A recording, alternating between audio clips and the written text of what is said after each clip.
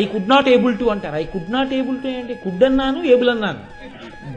Both the words indicate your ability. Can I go అంటే నేను వెళ్ళగలనా అని. లోపలికి వచ్చే ముందు కెన్ ఐ కమ్ అనకూడదు. కెన్ ఐ కమ్ అంటే whether you can come or not is to be decided by you. How can I know it? నువ్వు రాగలవో రాలేవో నీ శక్తి నాకేం తెలుసు. మే ఐ కమ్ అంటే నేను రావచ్చా అని అనుమతి అడిగినట్టు. కెన్ ఐ కమ్ అంటే నేనేం చెప్తాను దానికి?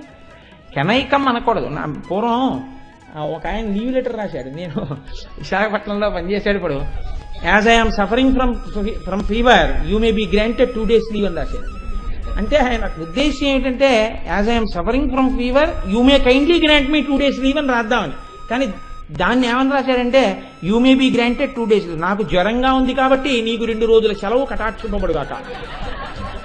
రాయడంలో ఏమైపోతుందంటే దాని ఎందుకు సరి అయినటువంటి అర్థం తెలియకపోతే ఆ వాక్యాల కూర్పు అలా వస్తుంది. దానికి అర్థం తెలియదు, ఏదో ఇంగ్లీషు రాసేసాం. అందుకని I could not able to అంటాడు. I could not able to ఏంటి?